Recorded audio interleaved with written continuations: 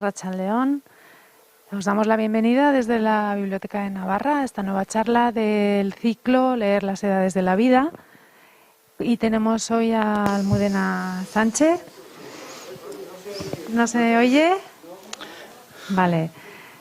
Os decía que os damos la bienvenida desde la Biblioteca de Navarra a esta nueva charla del ciclo Leer las edades de la vida. Tenemos hoy a Almudena Sánchez y después eso estaremos ahora, escucharemos y nada, simplemente daros las gracias por acudir y a ella también por su presencia. Así que sin más, ya doy el paso a Ricardo, que la presentará y ya adelante. Gracias. Buenas tardes a todos y a todas. Muchísimas gracias por haber venido a este nuevo encuentro con una escritora. Muchísimas gracias, además, por supuesto, a Almudena por haber accedido a venir a Pamplona a hablarnos de fármaco. Esta es la cuarta de los encuentros, de las conversaciones de este ciclo que comenzó en octubre y que todavía tendrá una charla el 7 de febrero y otra charla el 21 de marzo, que está anunciado, por cierto, fuera en carteles.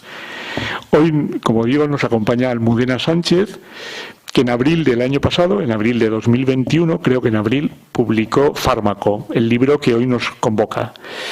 Almudena nació en 1985 en Mallorca, en la isla de Mallorca, aunque hace años que vive en Madrid. En 2016 publicó su primer libro, La acústica de los iglús, con la editorial Caballo de Troya, un conjunto de relatos que también tuvo la suerte de tener edición propia con otra editorial en Argentina. Ya antes de publicar su primer libro, este conjunto de relatos, había aparecido un relato suyo, creo que un relato, porque yo no he podido leer ese libro, en una antología que se llama Bajo 30, Antología de la Nueva Narrativa Española, un libro en el que el también escritor Juan Gómez Bárcena reunió textos de 14 escritoras y escritores menores de 30 años. Posteriormente, en la convocatoria de 2019, Almudena fue una de las 10 escritoras de 30 y tantos años dentro del programa 10 de 30 que cada año la Agencia Española de Cooperación al Desarrollo, integrada en el Ministerio de Asuntos Exteriores, con este programa ayuda a promocionar en otros países, con visitas, encuentros, traducciones, la joven producción narrativa española. Bueno, yo le voy a dejar enseguida ahora mismo, dejarle que hable Almudena lo que quiera contarnos. Fármaco, desde luego, a mí me pareció ya en cuanto lo leí, que yo creo que lo leí a finales de junio del año pasado, me pareció un libro extraordinario. Me parece un libro, no hay muchos libros que en primera persona hablen de la depresión, pero Fármaco me pareció que era un libro extraordinario por ser un libro tan arriesgado literariamente y por contar una situación terrible de una forma tan literaria y con tanta altura y con tanto riesgo literario. No, por ahora no voy a decir más. Cuando termine Almudena lo que quiera decir, pues podremos preguntarle. Yo también le preguntaré, por supuesto, pero cualquiera de ustedes puede preguntarle lo que le parezca.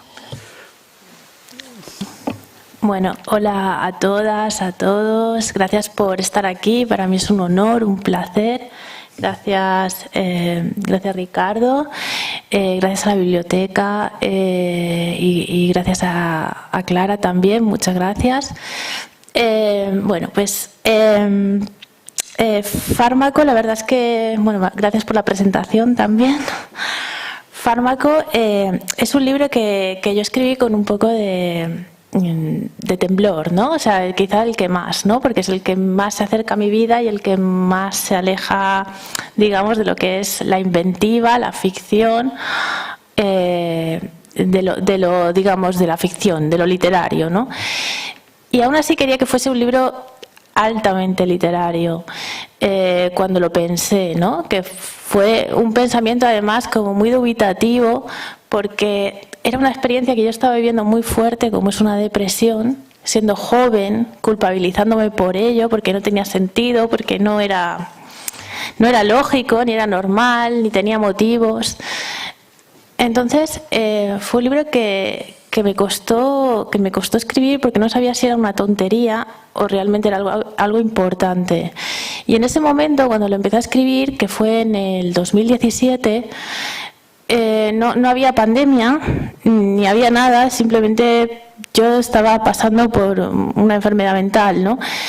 Y no estaba de moda, entonces yo no sabía muy bien cómo expresar esto, ¿no? No sabía ni lo que me estaba sucediendo a mí, no sabía ni lo que me estaba pasando y mucho menos contarlo a familiares, me costaba muchísimo, me quedaba muda, me iba por las ramas, contárselo a amigos imposible, yo decía que me pasaban otras cosas y contarlo en un libro pues es como una experiencia mucho mayor, mucho más fuerte, pero cuando me fui curando y fui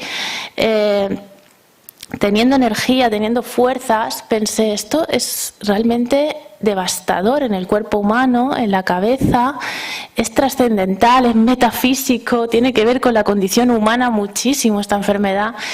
Y decidí escribir sobre ello. Tenía otras cosas empezadas, tenía un libro de relatos, que ahora lo he retomado, pero no me importaba nada de eso, de lo que tenía. No me importaba el libro de relatos, no me importaba un ensayo que tenía medio empezado. Me importaba esto, por encima de todas las cosas. Era mi obsesión constante, era lo que me estaba sucediendo, ¿no? Y creo que, bueno, lo he dicho en una entrevista que ha salido hoy en el Diario de Navarra, pero creo que una escritora, un escritor tiene que contar lo que le importa. Es decir, da igual lo que le importe a la sociedad, da igual lo que esté de moda, da igual lo que... da igual todo, en realidad. Lo que se tiene que contar, yo creo, para que suene auténtico, suene verdad, es que te dejes la piel en el libro, ¿no? Tiene que ser lo que a uno le emociona, le está zarandeando por dentro. Y a mí me pasaba eso y yo pensé, esto no se podrá escribir. Y me decían, ¿cómo vas a escribir eso si eso es de autoayuda? Si eso no. Si eso es que además es un tema médico. ¿Cómo vas a contar eso? No tiene nada que ver con tu libro anterior de relatos. Y yo decía, ya, pero es que me da igual si tiene que ver, si no. Es que es lo que yo no puedo dejar de pensar. Entonces creo que ahí es por donde... si escribís o si bueno, pues creo que por dónde tenemos que ir. Lo que nos emociona da igual si importa, no importa, al final eso es lo único que sale bien. Y entonces, bueno, pues yo tiré por ahí, me arriesgué, leí algunos libros que salen en Fármaco, ¿no?, que tienen que ver con la depresión, para orientarme un poco, ver lo que había en España. En España no hay prácticamente nada, hay algún libro que sí, que Los días iguales, creo que leí. Hay muy poca cosa sobre la depresión. Y bueno, pues sí que encontré tótems como el de Andrew Salomón, ¿no?, El demonio de la depresión, pero es un ensayo puro y duro y es fantástico, es espectacular, ¿no?, pero es muy técnico. Y luego lo que encontraba pues eran, sí, manuales de autoayuda diciendo que te mejores, que venga, que no sé qué, que ánimo y nada más, y que cambies tus hábitos de vida y que bueno, entonces, bueno, decidí escribir un libro literario, ya está, ni técnico ni de autoayuda, un libro literario sobre la depresión. Dije, la literatura tiene que poder abarcar todo, es decir, cualquier tema, da igual, ¿no? Y yo dije, es que a lo mejor esto es un disparate, ¿no?, lo que estoy planteando, escribir literariamente sobre la depresión. Pero es que si, por ejemplo, no sé, yo doy clases de literatura y, por ejemplo, a Franz Kafka viene a un taller y te dice, es que no, yo quiero escribir un libro de uno que es un escarabajo, pero de verdad, el bicho, o sea, no es una metáfora ni nada, es un escarabajo que se levanta por la mañana y es un escarabajo y se levanta así, tiene que mover las patas, y yo diría, bueno, eso es la verosimilitud, ¿no? Pero no, o sea, no sé, si hubieras frenado eso, nos hubiéramos perdido una de las mayores obras literarias de la historia, una gran de las obras maestras, ¿no? Él siguió con su locura, él apostó por eso, él dijo, pues yo quiero escribir el escarabajo y allá voy y me da igual. El escarabajo, pues yo quería la depresión. Entonces, bueno, pues el libro me costó un poco estructurarlo porque tenía miedo, mucho miedo de que fuera empalagoso, porque la tristeza tiene eso, ¿no? Que puedes lloriquear, acabar siendo lánguida, ¿no? En el libro. Y para nada quería eso. Además, tengo mucha dosis de humor en mí misma. O sea, llega un punto en que cuando sufría la depresión me di cuenta de que nada es tan trágico ni nada es tan cómico en realidad en la vida, sino que es una mezcla, ¿no? Yo dije, es una mezcla, nada es un drama total ni nada es el festival del humor tampoco, sino que estamos ahí en los matices. Y llegaba un punto en que yo estaba realmente mal, devastada con la depresión, sin poder moverme del sofá a lo mejor en 10 horas y mirando al techo sin hacer absolutamente nada más. Y yo me reía de mí y de repente empezaba a soltar carcajadas así. Y yo decía, yo que ya no sé si estoy triste, si ya no sabía a qué punto había llegado, ¿no? Cuando la situación es tan absurda y tan inentendible, creo que llega un punto en que el humor y lo trágico se mezclan y allí ya entras en un punto en que todo ya no sabes dónde estás. Y digamos que esa textura, ese tono, es el que quería que tuviera Fármaco, ¿no? Como una especie de tono tragicómico, ¿no? Había momentos en que era todo muy absurdo y yo no sabía cómo reaccionar, ¿no? Hay un momento que cuento, si lo habéis leído el libro, que me estaba duchando y tenía el jabón en la cabeza y tenía que coger la alcachofa de la ducha para enjuagarme la cabeza. Y no podía, tenía todo esto blanco así y me quedé 2 horas, por lo menos así, fría, ahí sin poder hacer ese gesto. Porque no tenía fuerzas, no podía, la cabeza no me daba la orden de hacer eso. Estaba totalmente inmovilizada y yo dije, esto es totalmente absurdo, pero también es, digamos, digno de contar, ¿no? Que nos pasen estas cosas a los seres humanos. Y bueno, por ahí va un poco el tema. Al final lo que yo intento hacer es un descubrimiento con este libro. Yo hago una investigación sobre nosotros, ¿no? En nuestro sentido más patético y más triste que se puede estar, que es que una depresión, y más devastador y más también digno y voraz, ¿no? Todo el rato rodeo el libro intentando buscar una definición de lo que nos pasa sin llegar a ninguna parte, que es normalmente a donde se llega, a ninguna parte siempre, o así son los buenos libros, y porque no hay verdades. Entonces hay ciencia que llega a mejorarnos la vida, que llega a conclusiones, pero bueno, digamos que a nivel filosófico, literario, yo solo podía sembrar dudas, pensar en posibles respuestas, ¿no? Es como las cuestiones que importan jamás tienen una solución. ¿Qué sabemos de la muerte? Pues de la muerte no sabemos nada, podemos dar vueltas alrededor de ella. De Dios no sabemos nada, damos vueltas. Al final damos vueltas. Como seres humanos somos personajes caminando en círculo, ¿no? Y bueno, esto es es un experimento. Sin embargo, Sin embargo, hay un momento, una duda que tengo para entrar en materia. Hay una duda, hay un momento en la página 23 que dices, estoy escribiendo ahora fuertemente medicada con antidepresivos y este libro va tomando entidad. ¿Todo el libro lo escribiste mientras la depresión? Porque claro, tú misma dices en el libro varias veces que no puedes escribir, que estás o estás efectivamente en el sofá o estás pintando macetas que te has comprado en el chino o estás, pues, lo que sea, o viendo la televisión, por ejemplo, ¿no? Mucho. El libro, tú escribiste mucho así, vamos a decir, caóticamente o como se te iba ocurriendo, pero luego lo terminaste y lo revisaste a fondo cuando ya estabas, vamos a decir, recuperada de la depresión o todo lo escribiste? Porque he encontrado críticos que dicen, es que se nota mucho, para bien lo dicen, se nota mucho que está escrito fuertemente medicada y por tanto con una mente herida, vamos a decir, ¿no? ¿O no? ¿O fue después cuando ya pudiste darle forma al caos inicial, ¿no? Sí, es muy buena pregunta. Mira, yo lo escribí cuando estaba medicada. Empecé más o menos en el 2018 a mediados, o sea, la depresión me entró a principios del 2017, pues un año después. La depresión me duró 3.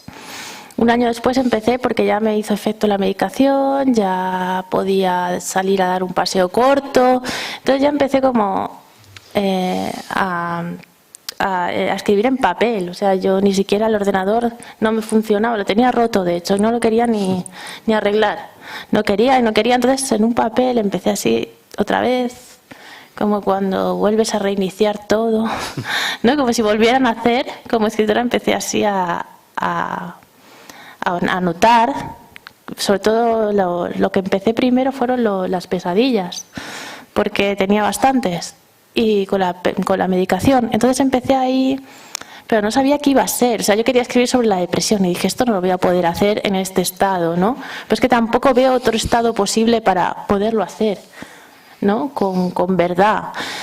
Entonces, bueno, fue muy lento, tardé, bueno, no tanto, pero tardé 2 años y luego hubo un año de corrección.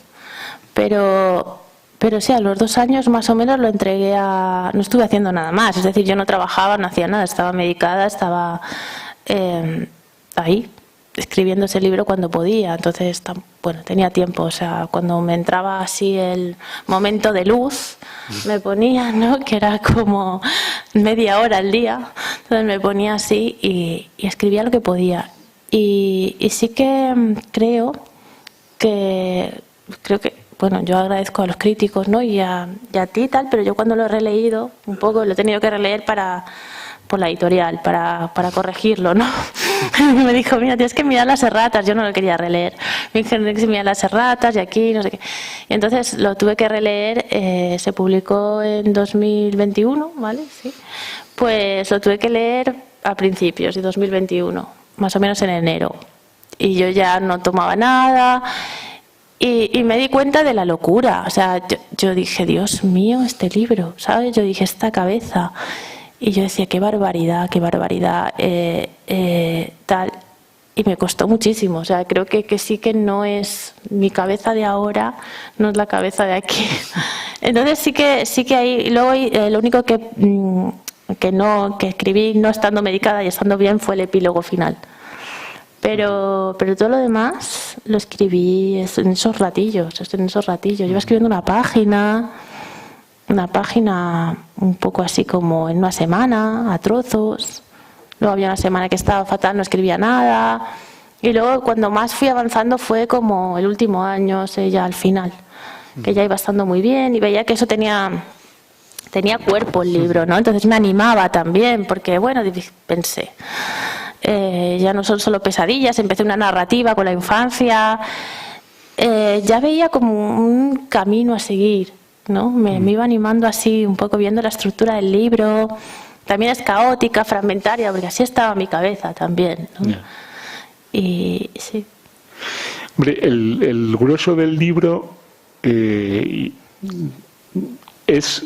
Entiendo, o sea, el elemento fundamental desde luego es la depresión, es decir, y lo que veo es que en esos capitulillos o esos fragmentos que componen el libro, que son fragmentos normalmente breves, de 2 páginas, de 3 como mucho, ¿no?, tú estás intentando definir qué te está pasando, ¿no?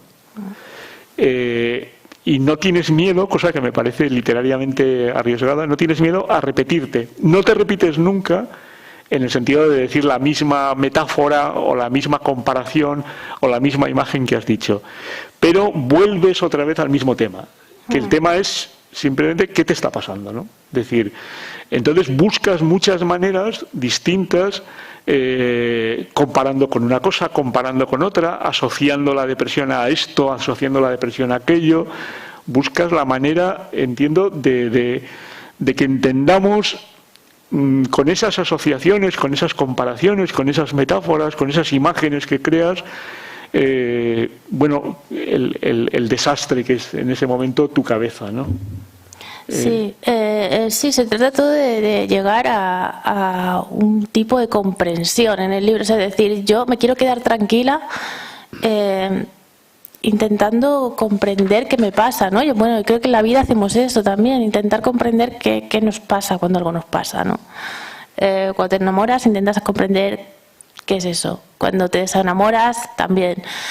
Y yo, esto me pilló tan desprevenida, tan fuera de lugar y tan bueno, me pilló como en un momento totalmente desorientada. Y yo buscaba por todos los medios cómo dar un sentido a lo que me estaba pasando, ¿no? Yo de hecho hablaba bastante con el psiquiatra y le decía, porque sabía que estaba escribiendo sobre esto, y le decía, es que me decía, no, yo le decía, pero ¿qué me pasa exactamente? Me dice, no, tienes un desequilibrio químico y además también intervienen factores sociales, factores biológicos y propensión genética. Y yo decía, ya, pero me decía, hay una sensibilidad, pues que esto me dijo, por ejemplo, de los Simpson, ¿quién tendría depresión de esa familia? Y le dije, no sé, se me ocurrió Marge, ¿sabes? La mujer, digo, a lo mejor con todo lo que tiene que aguantar, no sé. Y me dijo, no, Lisa, porque Lisa es como la que más preocupada por el mundo está, más le afecta todo, más las noticias, más tal, y al final esa carga emocional te lleva a esto, ¿no? Que dice, la sensibilidad es un valor, pero también es un riesgo, ¿no? Y da pena cuando ves a unos niños en el colegio, uno que es más sensible o algo así, dices, bueno, qué mal lo va a pasar, ¿no? Pero a la vez qué rica va a ser su vida, porque todo lo va a experimentar muchísimo más, ¿no? Las sensaciones, todo. Y yo intentaba pensar, ¿y esto qué crueldad, ¿no? Que justamente cuanto más sientes, más propensión tengas a un desequilibrio. Y entonces deberíamos todos dejar de sentir, pero no, porque seríamos robots. No hay solución posible, ¿no? Y también le intentaba explicar, pero mi cerebro entonces cómo está, porque era como una especie de brujería aquello, ¿no? Para mí también fue muy importante hablar de la primera vez que vas a un psiquiatra, porque no es ir a un médico cualquiera, es un médico, como todos, pero no suele ser habitual. Entonces para mí era muy importante también contar esa, que no se ha visto muchas veces, o se ha visto de forma fantasiosa, de forma cómica, ¿no? Pero no siempre tenemos la idea del diván o de Freud, contarlo realmente, cómo es ahora ir a un psiquiatra a mi edad, ¿no? Y le preguntaba y me decía, a ver, yo no sé qué decirte, tu cerebro dice, sabemos más estoy intentando diagnosticar cosas por intuición y por sabiduría de manual que tengo yo de haber estudiado una carrera, pero realmente te estoy dando algo, que esa medicación, hay muchos tipos de antidepresivos, creo que tu depresión es endógena y que puede funcionar con esta medicación, pero siempre es prueba y error, o sea, es decir, si no te funciona esta en 2 meses te la tengo que cambiar por otra, pero es todo así, ¿no? Vamos a ir viendo, es un proceso lento. Y yo decía, bueno, y me decía, a ver, sabemos más de los planetas, de Plutón, que está allí lejos, lejos, lejos, que del cerebro humano. A Plutón hemos llegado y del cerebro casi no se puede tocar. Es decir, lo tocas y no sabemos, es muy complicado. Dice, te pueden quitar, te extirpar un tumor si está muy lejos del cerebro, pero si está dentro, no. Y porque lo desarreglas, lo desestabilizas. Entonces, me parecía, digo, es que es el gran misterio humano, ¿no? Bueno, Oliver Sacks también habla mucho de eso, está obsesionado, ¿no? con el cerebro. Hay un momento en que digo, le damos tanta importancia al corazón, siempre en las películas, en todo, ¿no? Y el cerebro está ahí, nadie quiere hablar mucho del cerebro, pero también, no sé, yo le decía, esto es más brutal que el corazón, casi. Y bueno, tiene peor fama también, pero bueno, es algo que no nos atrevemos mucho a darle vueltas al cerebro, también porque no se puede, ¿no? Hay una cuestión que aparece bastantes veces que tiene que ver con esto de la depresión endógena, el sentimiento de culpa del enfermo mental, ¿no? Tú escribes: ¿realmente dispongo de unos genes incapaces de controlar? Mi psiquiatra me hablaba muy en serio de esto, de lo endógeno, de lo inevitable que ha sido mi depresión y de que no me echara la culpa, Y empezar a pensar en mi abuela. Fue una abuela que no conocí, fue una abuela que tuve y no fue feliz. Yo quería preguntarte por esto, es decir, la culpa que... Porque, claro, hoy o sea, al menos socialmente se habla mucho de los factores sociales, ¿no? Es decir, bueno, luego hablaremos cuando hablemos de otras cosas, pero claro, él te insiste constantemente en que no tienes la culpa de lo que te está pasando, ¿no? Pero la culpa y luego la vergüenza, aunque la vergüenza tiene un matiz social, y la culpa también tiene un matiz social, ¿no? Es decir, ¿qué le pasa al enfermo mental en la sociedad, ¿no? Bueno, me gustaría que hablaras algo de esto. Bueno, la culpa es mala siempre. Creo en todos los sentidos, en la depresión, en las enfermedades y en todo, ¿no? Porque al final, bueno, tiene que existir para que tengamos una conciencia de las cosas, y nos replanteemos a ver cómo actuamos y tal, pero siempre es punzante, siempre está ahí mermando autoestima, digamos, ¿no? Y en este sentido, la depresión, yo me sentía que no debía tener eso. O sea, que no tenía yo que a lo mejor una persona mayor, que está más cerca de la muerte, no sé, por 80 años, que tiene problemas médicos de verdad, que no se está solo, no tiene familia, ¿no? Pero yo tenía todo. Entonces, yo decía, es que de verdad estoy... Bueno, es una enfermedad egoísta, ¿no? Yo decía, es que soy una egoísta, porque... no sé, también pasé un cáncer cuando era mucho más joven, a los 16, y no me echaba la culpa, fíjate, o sea, yo decía, ay, ¿qué esto que me ha pasado?, ¿no? Pero me apoyaban tanto todos y decían, vaya, fíjate, qué lotería, esto, y no me culpabilizaba, pero con las enfermedades mentales yo creo que tendemos a hacerlo, como diciendo, me he vuelto yo loco porque he vivido de tal manera o he hecho esto. No, simplemente... es un desequilibrio químico, como puede ser, no sé, si fuerzas mucho Nadal cuando juega al tenis, que fuerza el brazo pues tú fuerzas el cerebro. También me dijeron, hay mucho de darle a la mente, ¿no? De dar mente, ¿no? Que es una expresión muy bonita. Me dijo, hay mucho también, tú tienes que hacer ejercicio físico, dejar el cerebro tranquilo, porque si no está como una olla en ebullición, así, ¿sabes? Y eso llega un momento en que... Pero bueno, el cerebro se enferma, como todas las cosas, ¿no? La cuestión es que te sientes culpable ya de por sí, y la sociedad te hace sentir culpable, diciendo... Bueno, lo que hablábamos antes, ¿no? Todo lo que tiene que ver con la debilidad en esta sociedad está penado. O sea, es decir, no puedes ser débil, no se puede. O sea, resistiré por todo en las pandemias, y aunque venga el volcán y se coma tu casa y te enfermes en la UCI con el COVID, tú resiste y sé feliz y sonríe, y tienes que llevar una camiseta con un emoticono feliz, ¿no? Esa es la actitud, pero llega a ser antinatural.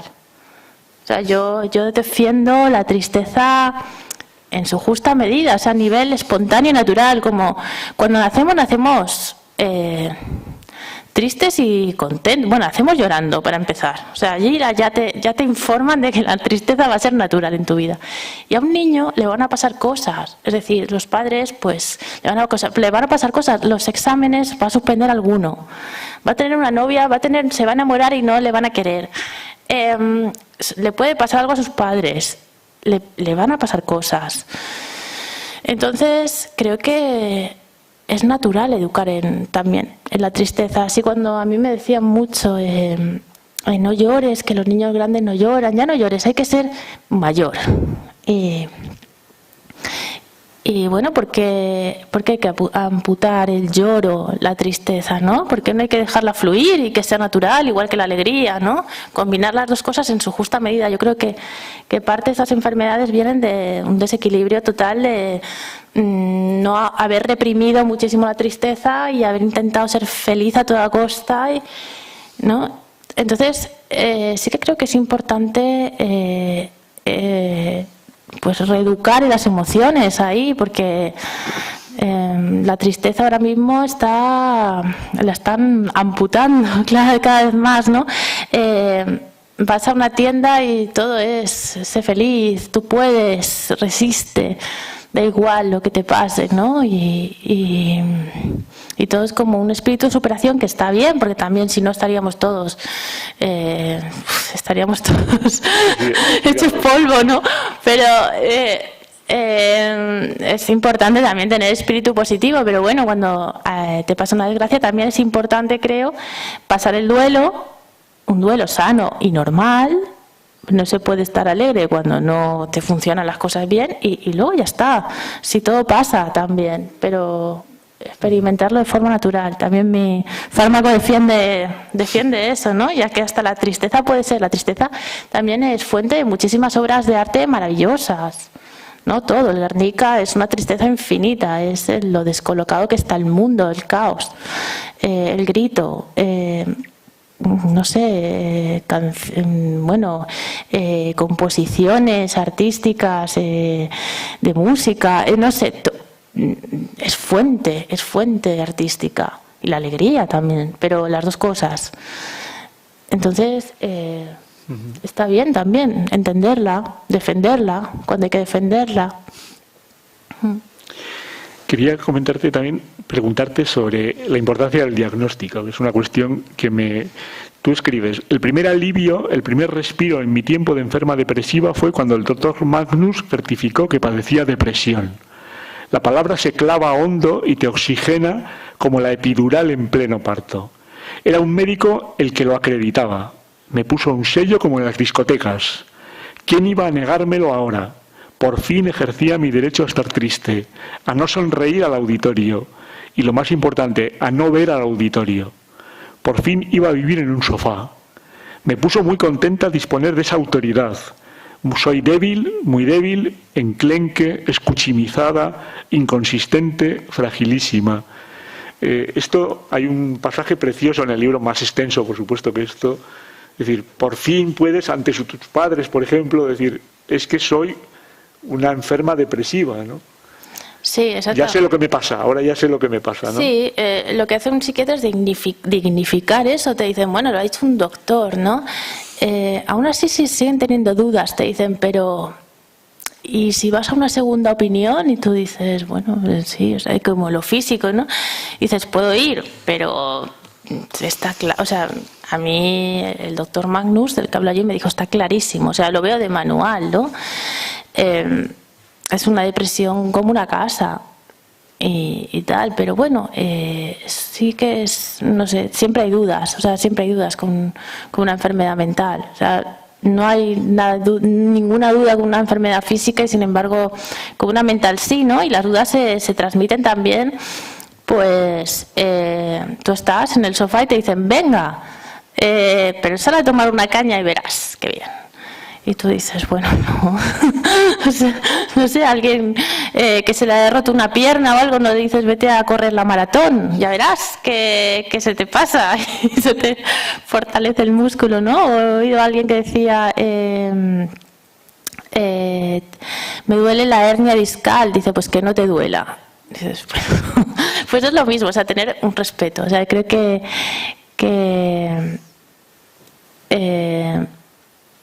hay que tener un respeto simplemente por todas esas enfermedades, aprender a que lo abstracto, porque claro, el problema que tienes es que no se ve, ¿no? Una fractura se ve, un cáncer pues te dicen está aquí el bulto, no sé qué, y entonces, ¿no? El problema es que es abstracto y claro, todo lo que es invisible aquí como lo que no se ve materialmente, ¿no? Estamos en una sociedad muy material y muy de lo inmediato y la depresión es totalmente lo contrario, es como una enfermedad antigua, ¿no? Que es lo contrario, ni hay pruebas de ella, ¿no? Ni se cura rápido, o sea, es un proceso lentísimo, o sea, va en contra de todo lo que ahora mismo se puede entender, ¿no? es inentendible en ese sentido. Tenemos que remontarnos, o eres un místico de los de atrás, filosófico, y puedes llegar a comprender todo esto, o te cuesta llegar a decir, bueno, pero tu enfermedad ¿dónde está? ¿No? Hay un momento en que digo, pero ¿dónde está mi herida? ¿No? Y me la busco por el cuerpo, digo, no sé, es que hoy está aquí, es que la depresión está en todo el cuerpo, ¿cómo explicarlo? ¿No? Y ya no sé qué decir, porque tampoco te ven sí cara triste, pero te dicen, pero es que tú sonríe.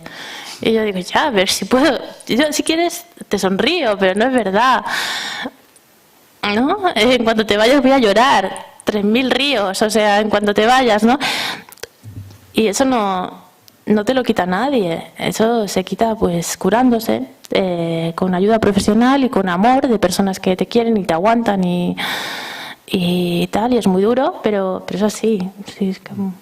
Sí, de hecho sobre esto, yo creo que no hay nada mejor que leer el libro, es decir, todo lo que podamos hablar es que el libro lo dice todo muchísimo. De hecho, sobre esto que decías ahora, hay una frase al principio, yo creo pronto, que dices, quiero definir un estado abstracto.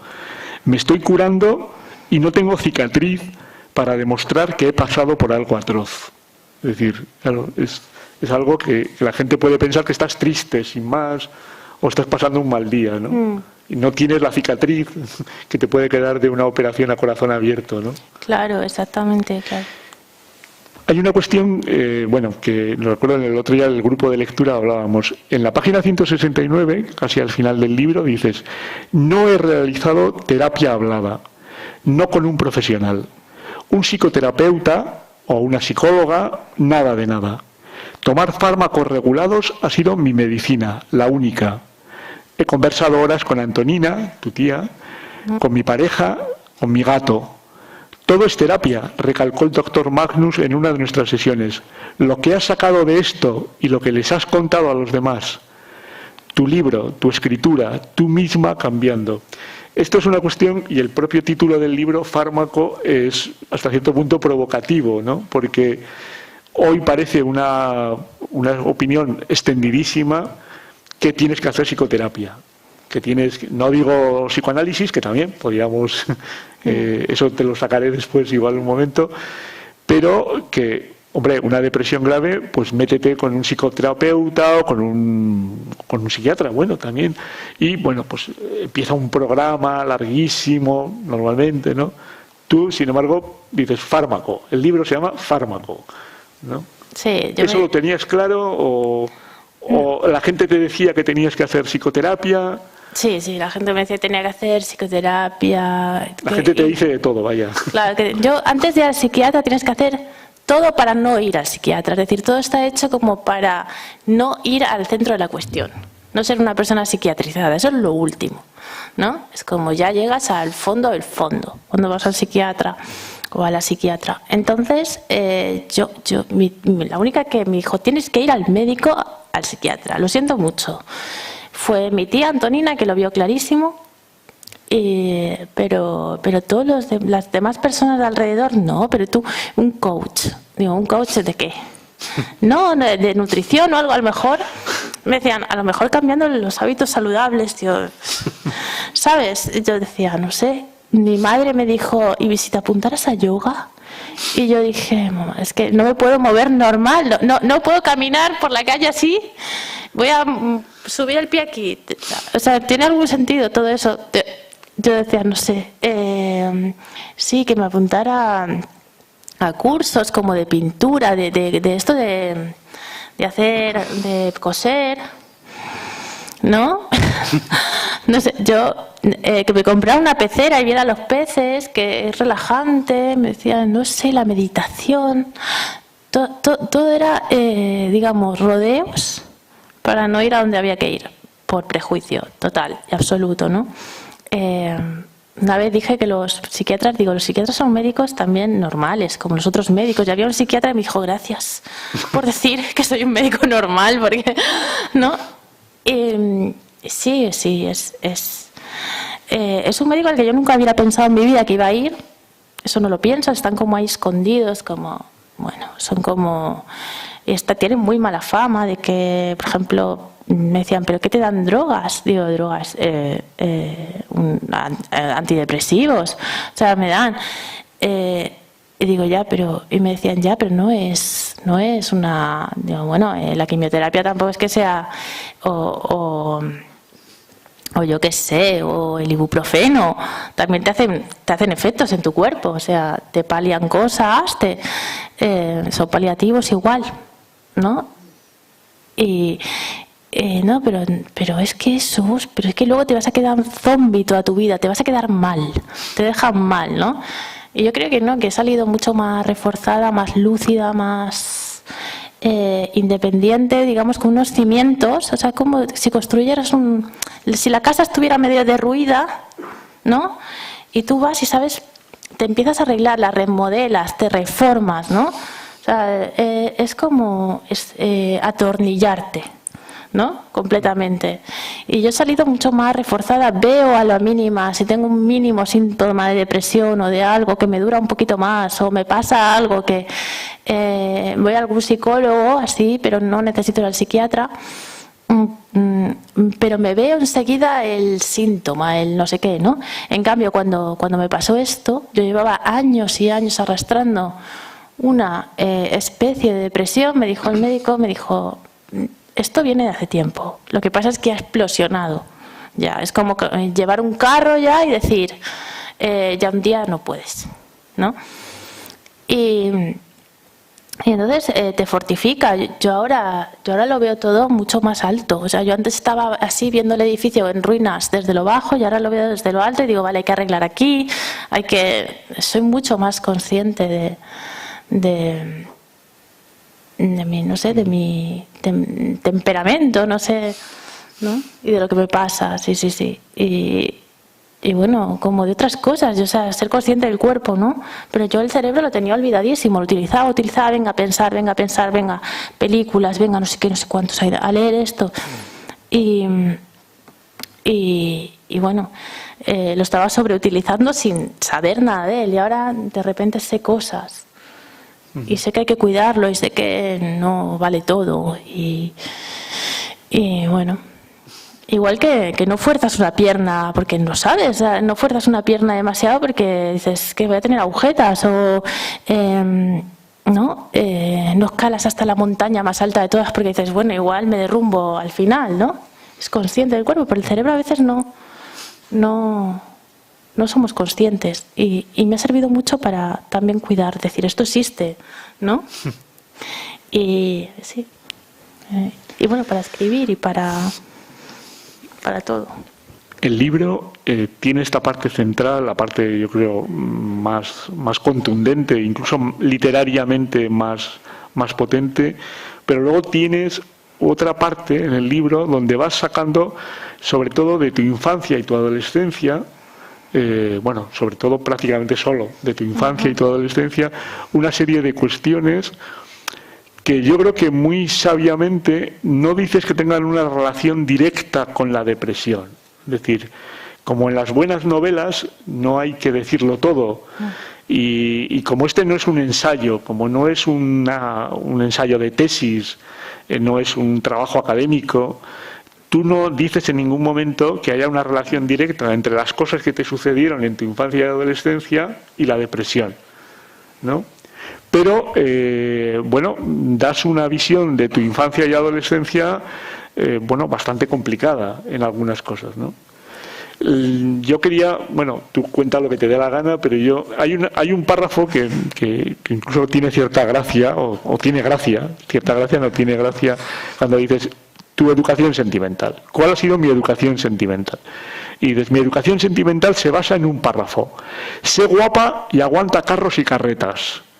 No te dejes, arréglate, no decaigas, y si alguien quiere que decaigas, arróllalo con la debida delicadeza.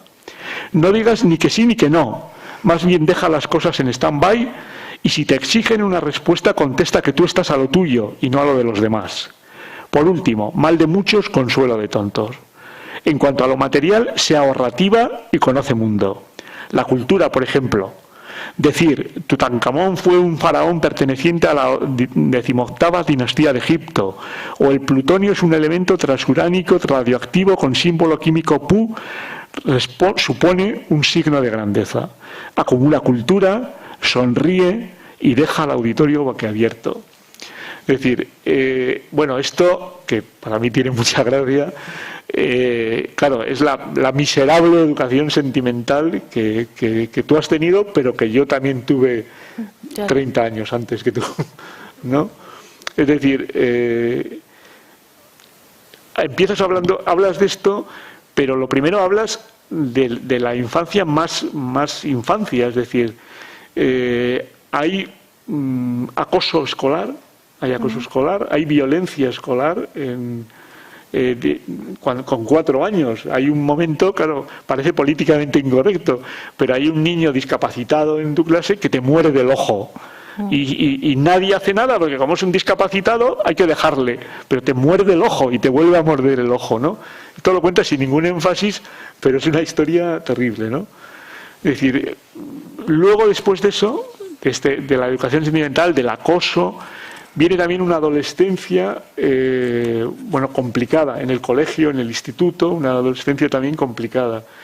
Y unos padres que están siempre ahí, unos padres que no conectan con, vamos a decir, tus peculiaridades, tu rebeldía, tus ensoñaciones, es decir, tus padres, aunque no hablas muy directamente de ellos nunca, parecen gente de sólido sentido común, ¿no? Sí. Y les pegaría igual es una maldad lo que digo, pero les pegaría ese decálogo o esos preceptos de la educación sentimental, ¿no? Es decir, sí. Bueno, no sé. Es decir, hay más cosas, pero bueno, ya te preguntaré. Es decir, esa infancia y esa adolescencia, la presentas muy negramente, ¿no? Yo creo que siempre que se habla de la memoria y de tocar fondo, ¿no? Como yo estaba haciéndolo, te viene la infancia y la adolescencia. Es decir, en tu drama más profundo vuelves ahí porque vas buscando respuestas siempre, ¿no? Y las respuestas suelen estar muy atrás, normalmente. Entonces, la depresión para mí ha sido como el estado más cercano a la muerte. Digamos que yo dialogaba con la muerte, ¿no? Y parece una tontería, pero esto cuando en las películas, ¿no? Cuando le pegan el tiro a uno y empieza esto que ponen de que vuelve al niño, o sea, de repente está muriéndose ahí con el tiro, ¿no? Y empieza un flashback de un niño y vuelves ahí, ¿no? Es como si la muerte te llevara a lo primero, a lo primigenio, ¿no? A la infancia, a la adolescencia. Entonces yo estaba pensando muchísimo en todo eso. Y sucede una cosa también, que es que tengo como mucha memoria a largo plazo y poca a corto plazo. Entonces me acuerdo mucho, a lo mejor, de un recuerdo de los 5 años, pero no de lo que hice ayer. Así que así funciona mi mente, ¿no? Entonces, y lo recuerdo digamos, de forma muy vívida. Además, cuanto más pasa el tiempo, más envejezco, más recuerdo una cosa que me pasó hace 5 años, quizá por obsesión o porque yo la fuerzo a retenerla ahí, ¿no? Retener la frescura, la juventud, Y sí, escribí todo esto de la infancia precisamente por eso, porque me volvía, yo estaba en ese estado también, yo estaba en otro momento, también para no verme a mí misma así, ¿no? Y también buscaba respuestas, decía, a ver, ¿cómo he llegado yo a querer matarme a todas horas? Porque es lo que es, ¿no? Quieres matarte todo el tiempo. Entonces yo decía, esto ya es un extremo muy alucinante y muy terrible en mí misma, y yo buscaba por donde fuera. Entonces empecé a escribir como recuerdos de la infancia, también como una especie de memoria mía. De hecho, había momentos en que no sabía si acabaría Fármaco. Yo decía, es que este libro, manuscrito todavía, yo decía, no sé si yo estaré viva para que se llegue a publicar. O sea, imagínate la falta de confianza, digamos, lo anudada que estaba yo a la muerte en ese momento, ¿no? Que yo decía, esto no sé si de hecho lo puse en la última página, si no se llega a terminar, pues ahí ha quedado, no sé qué. Lo puse así, como en la última página del manuscrito está eso puesto. Y sí que entonces empecé como a escribir de la infancia y de verme antes, rememorarme, ¿no? Rememorarme. Y vi que tenía sentido, que tenía relación, que hay muchos traumas enquistados, ¿no? Hice una especie de psicoanálisis completo y que había traumas enquistados y tal. He sido una niña querida por parte de mis padres, pero es verdad que nunca hemos conectado a nivel emocional, ni tenían tiempo tampoco para hacerlo, ni entendían nada. Yo entiendo que también he sido una niña difícil, muy contemplativa, muy solitaria, muy adulta, y no es fácil, ¿no? No es nada fácil ser padre, supongo. Sí, yo no lo soy, pero entiendo que nos podemos quejar a la primera, pero no es nada fácil. Y sí que me parecía importante. Bueno, la infancia para mí es el tema fundamental de todo, digamos. Yo creo que todo se gesta ahí, la persona que eres después está ahí, vibra ahí, y todo lo que haces lo haces porque de niño eras no sé cómo o te pasó no sé qué, entonces tu decisión la tomas sin que lo sepamos. O sea, yo creo que la llevamos dentro, o sea, que es como una piedra en el zapato, ¿no? Está la infancia, ya está, no te puedes desprender. Y sí, no quería parecer muy víctima, realmente he contado las cosas como las viví. No fui una niña, bueno, sí tuve un cáncer a los 16 años, pero no es nada común ni tampoco agradable, pero bueno, tampoco se solucionó en 6 meses más o menos, me operaron 3 veces y ya está. Y sí que no quería ser muy víctima en ningún momento, ¿no? Porque digo, esto ya va a aparecer. Pero fue tal cual. Yo creo que tampoco difiere mucho de la vida de cualquier niño o niña español de los 80, ¿no? Acoso escolar hay un montón, ¿no? Y alguna enfermedad también, y peor que el cáncer que yo tuve. Y yo, bueno, conté las cosas como son. O sea, es decir, este es un libro que habla de mí tipo autobiográfico total. Lo único que hay que no es autobiografía es el nombre del doctor. Todo lo demás es real.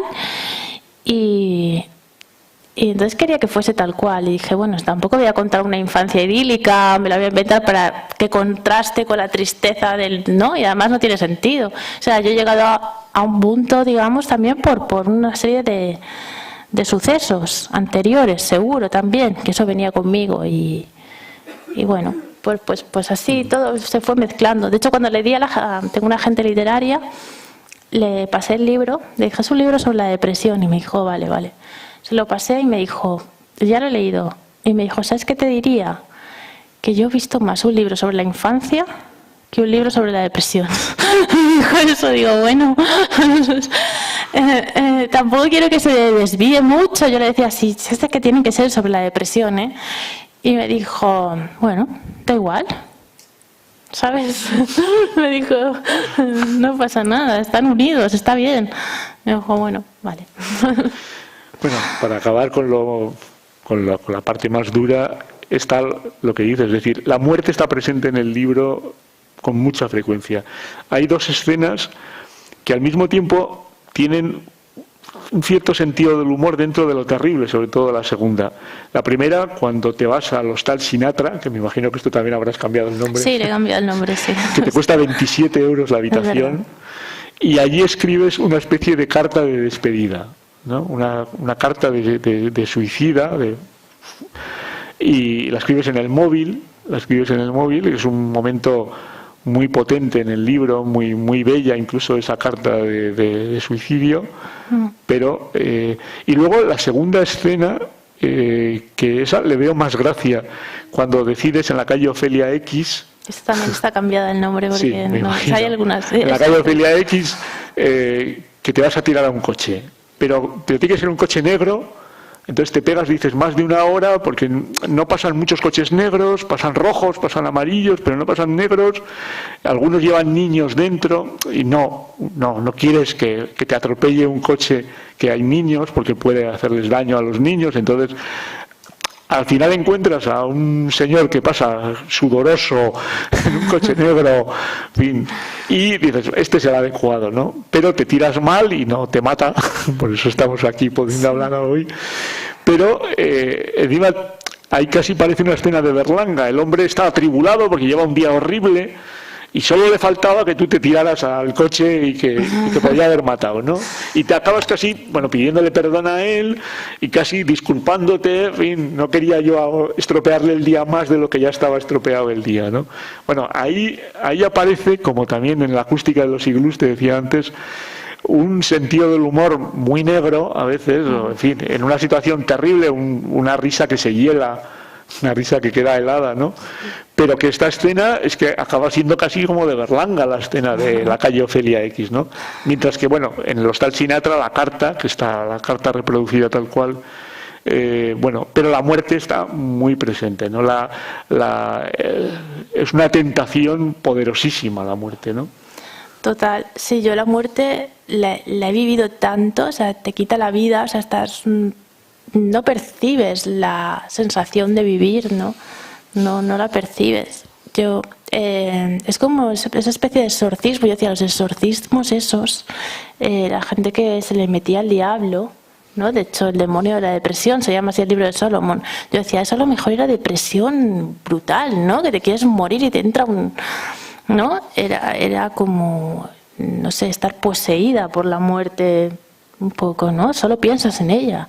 Es como un enamoramiento brutal de la muerte. O sea, obedeces órdenes. Está en tu cabeza y te dice, vas a mirar por la ventana por la mañana y en vez de ver el sol, los pájaros, no sé, o decir, llueve, cosas normales. Dices, me podría tirar y me mataría y cómo me tiraría. Y luego vas por las escaleras y también piensas eso. No las bajas normal.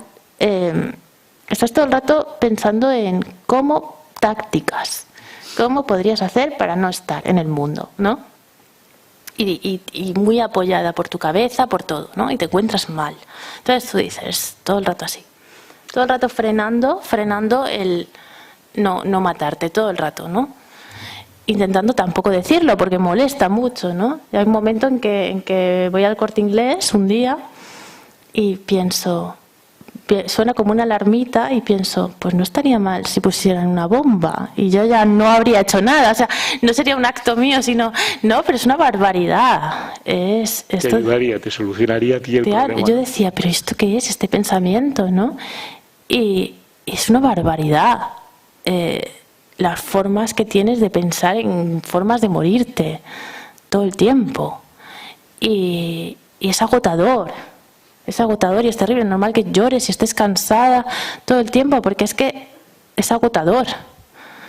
Y eso entonces es lo que haces, como es una súbdita de la muerte. O sea, ella me decía, yo iba tal, no sé qué, intentando no, porque a la vez también intentas frenar, volver, no sé qué, no, tal, y ya, es una locura.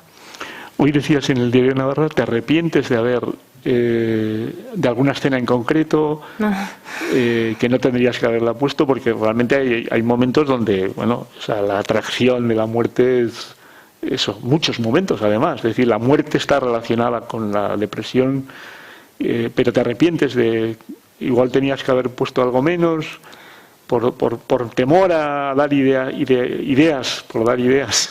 Claro, no me arrepiento. No me arrepiento porque es el cerebro enfermo. O sea, es decir, es en la mente, si no, no estaría escrito nunca en ningún sitio, ¿no?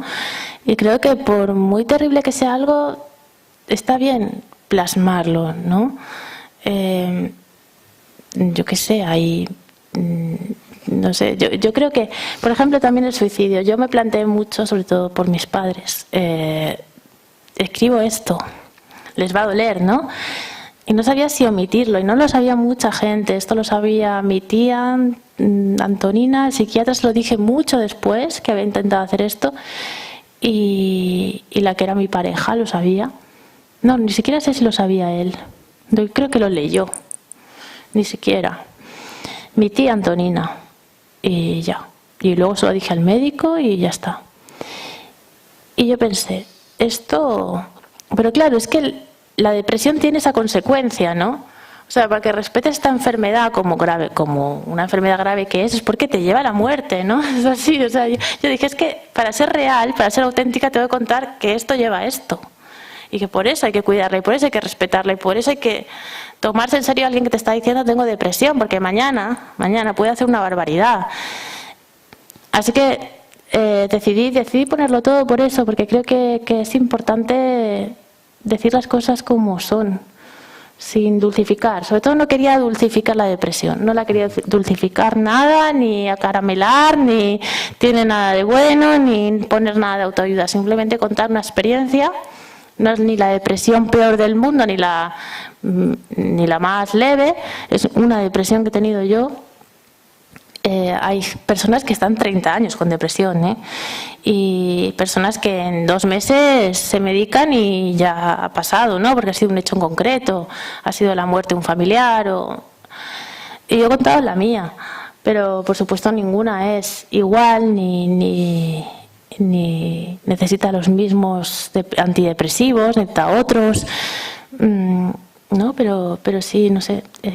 Yo a veces todavía me cuesta cuando la muerte está en todos, ¿no? En las personas depresivas está envolviéndolas. Yo ya estoy bien, pero quedé con una chica que tenía depresión y me dijo, es que ¿sabes qué he hecho hoy? Cuando me he podido levantar a las 5 de la tarde sin comer nada ni nada, me he ido a una tienda. Y me he metido en el apartado de cuchillos y estaba mirando los cuchillos, uno por uno. Ya, claro, es que yo también no sabía si reírme, porque digo, tengo que quitarle, me parece terrorífico, pero a la vez dices, es que Dios mío, también es absurdo, ¿no? Y los he mirado y ya está.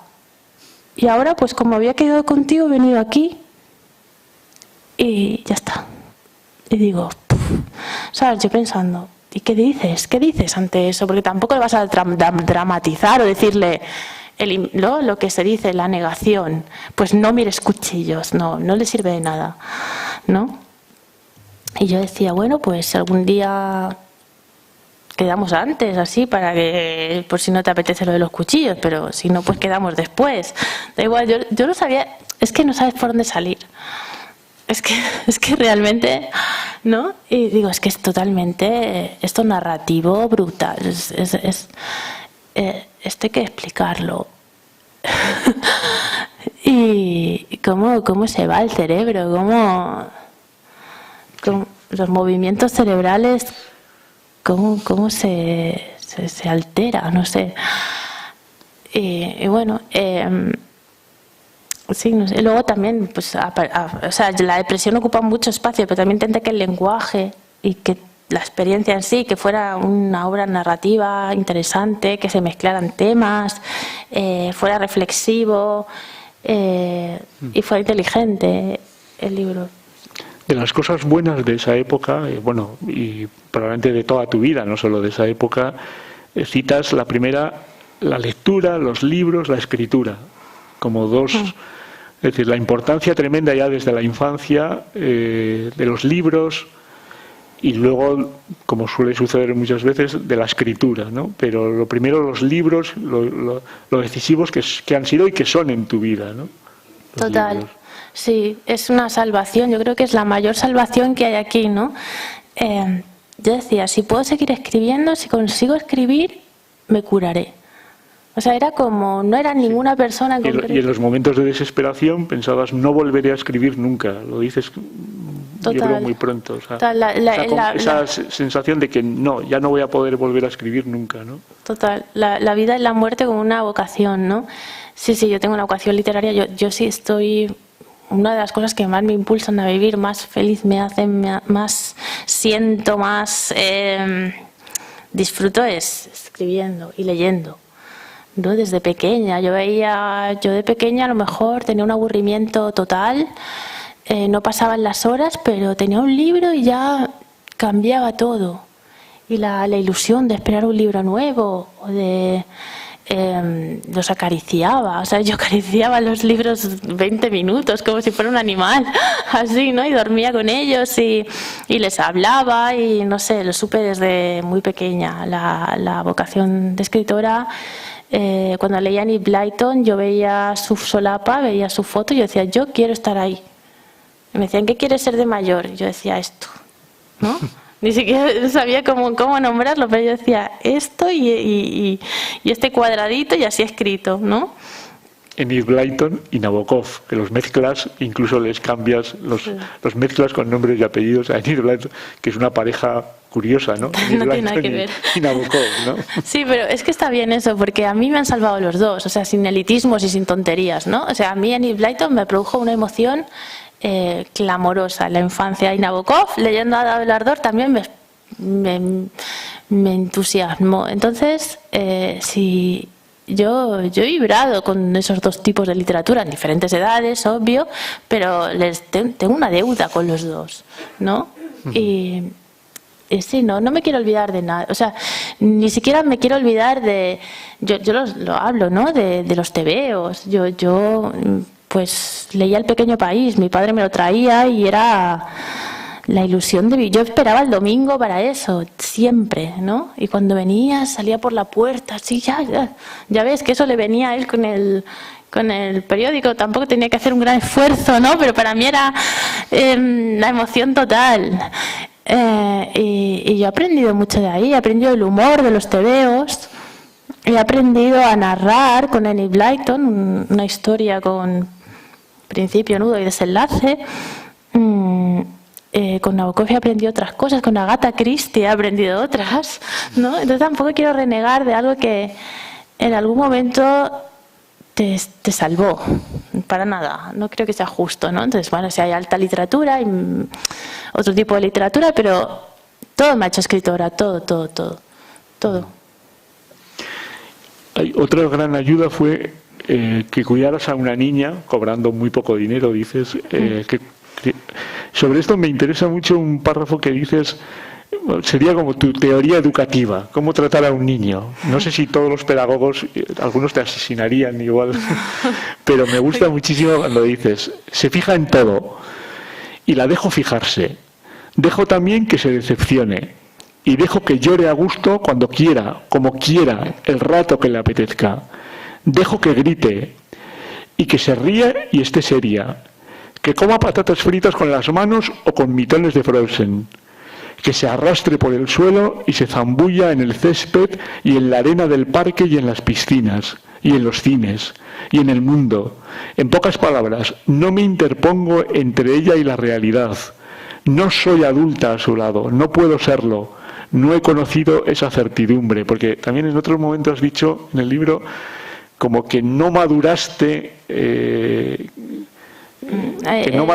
como pensabas que estaban madurando tus compañeras o compañeros de clase, ¿no? Es decir, pero esta forma de tratar a la niña, que luego hay cosas, incluso hay un momento genial cuando os encontráis un pájaro, sí, una paloma muerta, una paloma, ¿no? Sí. Y entonces está muerta, bueno, eso es un momento divertidísimo. Pero bueno, esta teoría educativa, vamos a decir, cómo tratar a una niña que no sé si fueras madre la tendrías tan clara, porque hay que confiar mucho en la niña, ¿no? Que tiene 4 años, además, tiene Carla, ¿no? 4 años, bueno, ya ha crecido, pero sí que ya tiene 7, pero en ese momento tenía 4 y yo solo quería, claro, yo me estaba curando mi infancia con la suya. Era como, ahora tú vas a vivir todo lo que a mí me hubiera gustado vivir, sin mandamientos, sin normas, con todo el tiempo libre y la vida a tu alrededor, ¿no? Yo era muy... mi infancia fue muy...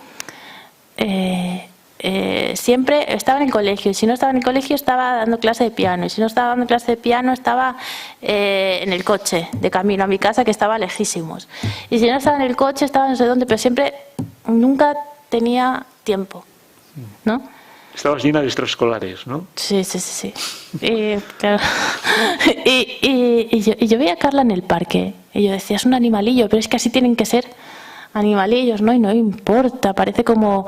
no son, bueno, los niños dicen son esponjas, sí, pero no son esponjas que tengas que estar ahí siempre, no sé, deja la esponja, ¿sabes? Vivir, ¿no? Ser un ser selvático, ¿no? Y bueno, creo que me estaba curando a través de ella muchísimo, o sea, que fue... ella me ayudó también, yo creo que Carla, los libros, fueron de mis mayores, los fármacos, pero fueron mis mayores curaciones, o sea, volver a revivir algo que estaba dañado y que yo a través de ella veía como, bueno, estaba consolándome haciendo eso, ¿no? Claro, como madre yo no sé, yo supongo que sería de otra forma, no creo que pueda ser así, pero bueno, sí que intentaría, dentro de lo que cabe, bueno, todo es un error, siendo madre, a mí me han dicho, a ver, ni imitar a tu madre es ideal cuando eres madre, ni hacer lo mismo que hizo ella contigo, ni hacer lo contrario, ¿eh? Me dijeron, digo, entonces, ¿qué hay que hacer? Y me dijeron, no sé. No sé, digo, bueno, pues, no, eso no, supongo que hasta que no lo tienes no lo sabes, pero sí, bueno, creo que hay que tener pensamiento, o sea, no decir, bueno, esto es un niño que tiene que comer, no sé qué, ir al colegio tal, tú sabes, no decir, bueno, es un ser humano. Y yo intentaría tratarlo lo más posible como un adulto, porque no es inferior por ser un niño, es decir, está en pleno aprendizaje, obviamente que tú le sacas 4 cabezas y que va a hacer lo que tú le digas, ¿no? Porque no puede hacer otra cosa, porque es un ser indefenso. Pero dentro de eso, darle capacidades, darle autonomía, darle... no reírte, ¿no? No todo es una gracia, que a veces veo como los niños son como pura gracia, ¿no? A ver qué dice, a ver qué, no sé qué. No, pero claro, al final el niño se siente como un payaso, pero no son payasos. Está obvio que se equivocan, ¿no? Pero es que se tienen que equivocar, pero también tratarles de darles autoridad a ellos, decir, bueno, sí, y situarles al mismo nivel que al adulto. Ahora yo intentaría partir de ahí, luego haría ya seguramente un desastre como madre, pero a partir de ahí intentaría partir. Y del juego, mucho jugar. Bueno. En el libro aparecen dos elementos además. Uno son las pesadillas y otro son los retweets. Las pesadillas son pura invención, ex proceso para el libro, o son realmente pesadillas tuyas. Es decir, y bueno, y además me interesa, claro, me viene al pelo para preguntarte por el psicoanálisis. ¿No consideraste en ningún momento la terapia psicoanalítica? No, vamos, eso ya lo has explicado antes muy bien, pero vamos, como las pesadillas y los sueños, bueno, los sueños, las pesadillas son sueños, ¿no? ¿Las inventaste? ¿Te parecía que encajaban ahí esas invenciones o no? No, esos son sueños, lo que pasa es que yo los soñaba muy diferente, es decir, así de artísticos, así de bien escritos, no soñaba. Tenía una superdotada del sueño, no. Pero sí que soñaba con lo que me acordaba, o sea, soñaba a lo mejor, no sé, pues el diente, soñaba, por ejemplo, hay una que es un diente, ¿no? No, yo no me acuerdo, pero es como que está, porque intento no releer el libro, pero estoy cavando un foso y planto un diente y cuando me voy se oyen risas, ¿no? Debajo de la tierra. Vale, sí, son sueños muy surrealistas, bueno, como son los sueños, ¿no? Todo viene del surrealismo. Y yo soñaba que había un diente en la tierra y no sé qué, como una sensación de burla, pero claro, no soñaba así, yo lo estructuraba después, literariamente, es decir, en lo de los sueños y tal me basé en un libro que me gusta mucho, intenté hacer un homenaje, bueno, y también me orientó sobre cómo escribir un sueño, que creo que es el mejor libro que he leído de sueños, que son pesadillas al mismo tiempo, que es de Juan Eduardo Cirlot, que se llama 88 sueños, lo tengo siempre ahí, y dije, vale, ojalá mis sueños fuesen así, ¿no? Yo siempre lo pensaba y él también. No es que soñamos, yo no creo que nadie sueñe así, yo creo que lo estructuras, lo haces literatura. Y sí, tenía digamos, eran imágenes. Yo soñaba esas imágenes que me despertaba muy abrumada, muy temblando y sudando, y luego lo creaba. O sea, que son una creación literaria, pero sí que parten de una realidad. ¿Y los tweets que luego retuiteabas, eso eran simplemente los que más te habían impactado, los que más te parecía que encajaban orgánicamente en el libro? ¿O? Los tweets, también dudé mucho, como en el suicidio, que no tiene nada que ver, en meterlos, porque yo dije, pero me parecía como un hallazgo. Dije, si esto... A ver, yo cuando lo único que podía hacer, digamos, en redes sociales desaparecí, y lo único que podía hacer era entrar en Twitter de vez en cuando y veía un estado de ánimo que se parecía al mío y lo retuiteaba. Y porque era darle a un botón, ¿sabes? Era hacer así. Entonces no tenía fuerzas para más. Y hacía eso, entonces vi como, cuando estuve un poco recuperada, entré en Twitter y vi como un montón de retweets. Y digo, esto lo he hecho yo, ¿no? He ido como enumerando estados de ánimo y también lo hice porque me parece que, bueno, ya cronológicamente sitúas el libro en una época, ¿no? Que es con la tecnología y que está presente en nuestras vidas, es decir, tiene sentido que aparezcan las redes sociales ahora mismo en los libros. Yo no lo veo ni una modernez ni nada. Es que no sé, es como cuando aparecen los coches, pues, o los aviones, pues si había aviones habrá que ponerlos, ¿no? En algún momento, o drones, ¿no? Tiene sentido que aparezcan. Estamos en esa realidad. Y pensé, bueno, esto puede parecer una modernez, puede parecer como que lleno páginas, seguramente hay algún crítico que diga, mira, está poniendo un tuit, ¿no? Pero dije, me arriesgo, da igual. Prefiero mi intuición a... La mala crítica, pues también, o sea, yo la esperaba, pero me parece también que un libro a veces es como tan egocéntrico de uno mismo, y todavía más, que es como confesional, mi vida, y me pareció que le daba aire, o sea, que le daba muchísimo aire meter a otras personas, aunque fuera una frase, pero tú metes a alguien, y había personas que conozco y personas que no tengo ni idea, y de quiénes son ni nada. Pero me parecía como que le quita egocentrismo al asunto del libro. No, dije, no sé, y la gente se emocionaba, no sé, me dijo una, mira, aquí estoy yo, o no sé quién me decía, he comprado un libro porque dice que aparezco, no sé qué, una frase de Twitter, y digo, sí, yo los he nombrado tal como... Sí. ¿No? Pero me parecía una idea como divertida y como diferente, que daba aire, generosa, que aparezcan otras personas, aunque sea con una frase, que han escrito un pensamiento. Además bueno, a mí me gustan mucho esos tweets que meto ahí, y como aforismos, como y nada, sí, dije, bueno, vamos a ver. Bueno, por último, antes, para que haya tiempo para que podáis comentar lo que queráis, bueno, lo más importante yo creo que es que, por eso digo que hay que leer el libro, porque estamos escamoteando al final lo más importante, que es el estilo, o sea, claro. En la crítica que te hizo Santos Sanz Villanueva en El Cultural, que es bastante positiva, aunque no del todo, pero bueno, bastante, no, yo creo que, en fin. Sí, yo dije. Pero él habla de una escritura visionaria y onírica que se aparta de la argumentación racional y de la explicación lógica. Bueno, yo tampoco estoy del todo de acuerdo, pero en parte, pero él cita eso, es decir, las asociaciones, las metáforas, incluso hay hay fragmentos enteros, algunos muy potentes, fragmentos enteros donde hay una especie de monólogo interior, de flujo de conciencia, no muy caótico, pero basado en repeticiones, en obsesiones, en darle vueltas,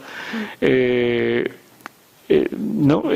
Como si te estuvieras calentando mientras estás escribiendo y entonces pues pero te acuerdas y vuelves, es decir, esto es lo fundamental en el libro, ¿no? Es decir, hay metáforas muy poderosas o comparaciones que acaban siendo metáforas, es decir, hablas por ejemplo de que a veces te sientes grasienta como una croqueta y de repente la croqueta eres tuya, ¿no? No es como una croqueta, es que eres una croqueta asquerosa, grasienta, ¿no? Es decir, y bueno, de esos que a veces son hallazgos extraordinarios. Este mismo de la croqueta es que me pareció fantástico, ¿no? Es decir, porque es muy plástico, es tan físico al mismo tiempo, ¿no?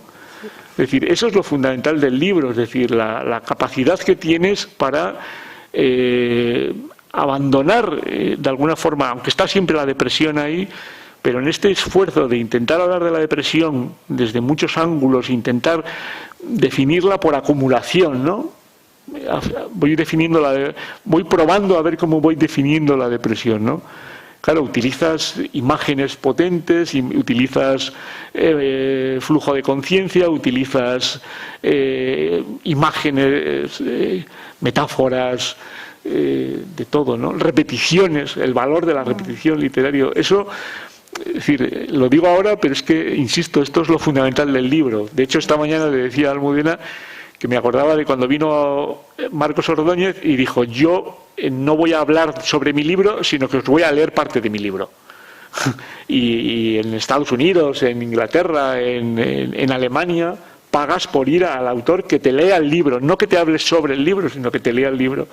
Porque si no, tengo la sensación en este libro que si no lo lees, a veces te pierdes. Yo tengo la sensación de que a veces te pierdes en algún momento. Dices, bueno, esta comparación no la has terminado de redondear, o esta comparación yo no la veo ni por el forro, o esta metáfora me parece poco apropiada. Pero bueno, pero eso forma parte, esa imperfección es esencial para que el libro tenga la fuerza que tiene, ¿no?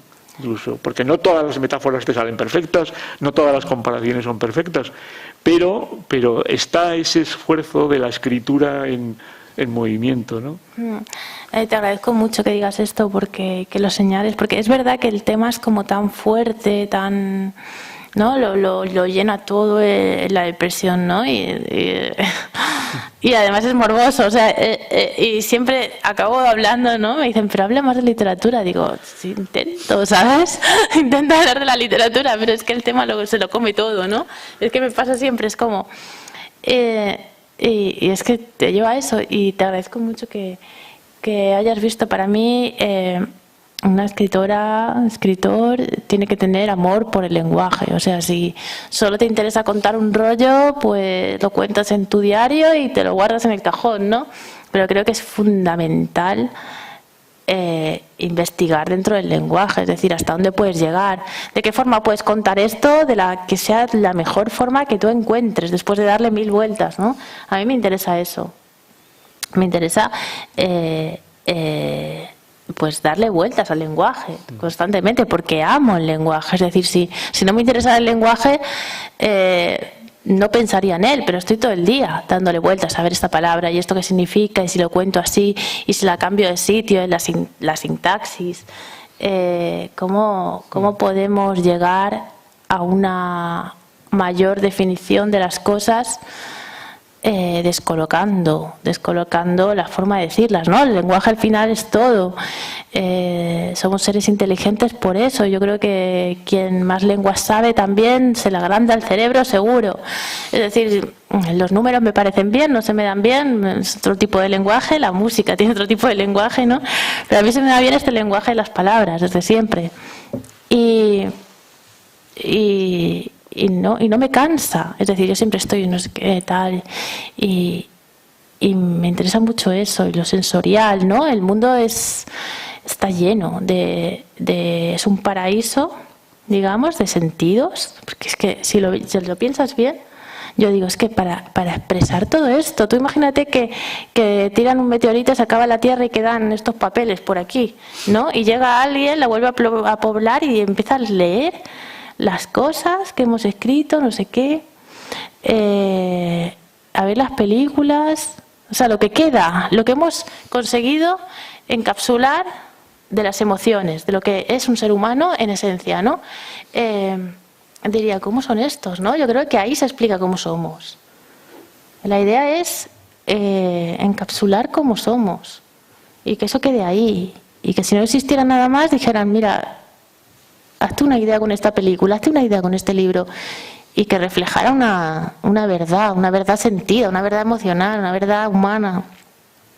No sé, lo que me interesa es lo que mueve el corazón humano. A mí otras cosas no me interesa contarlas, me interesa no sé si lo que hubiera hecho es romperme un hueso, y al hueso, bueno, puedes sacar una historia de ahí también, ¿no? Según dónde te la lleves, pero esto era muy metafísico. Sí. Entonces yo creo que ahí me movió la curiosidad enseguida, me sentí como espiritual, ¿no? Yo dije, es que esto... Y creo que es digno de contar. Aunque no sepamos todavía nada, porque según mi psiquiatra no sabemos ni un 1% de lo que es esto. Hemos llegado a curarlo porque la ciencia avanza a pasos acelerados y avanza y tiene que avanzar y somos inteligentes ahí para crear medicamentos, pero realmente a nivel metafísico no entendemos, ¿no? Y yo quería entender, aunque no se pueda, aunque sea un fracaso, pero por lo menos ponerle impulso, ¿no? a esto, a entenderlo. Y creo que los libros se basan en eso. Al final damos vueltas alrededor del corazón humano a ver qué nos pasa y por qué hacemos lo que hacemos y por qué nos pasa lo que nos pasa y por qué actuamos así y no de otra forma y por qué no sabemos nada, ¿no? De nada. Y sin embargo estamos aquí puestos en un mundo lleno de sensaciones. Es que, yo qué sé, sales en la noche, el día, el agua, una palmera, una oveja, uno sé que todo está... Hay 1000 cosas, millones, el aire, el viento, el mar, la arena, todo, 1000 tactos, 1000 sensaciones. Esto está hecho para que sintamos. O sea, esto, y otra cosa es que nos bloqueemos y no queramos sentir, ¿no? Pero es abrumador el mundo, ¿no? Y está hecho eso para sentir otros seres humanos, animales de todo tipo.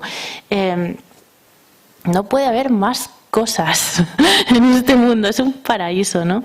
Pero un paraíso cruel, porque al final también nos lo cargamos, pero de todo hay. Yo creo que hay que entendernos a nosotros mismos y aunque seamos incomprensibles. Bueno, yo podía seguir, tengo muchas más, pero en fin, creo que nos estamos comiendo todo el tiempo. A ver, Ernesto. No sé si hay micrófono.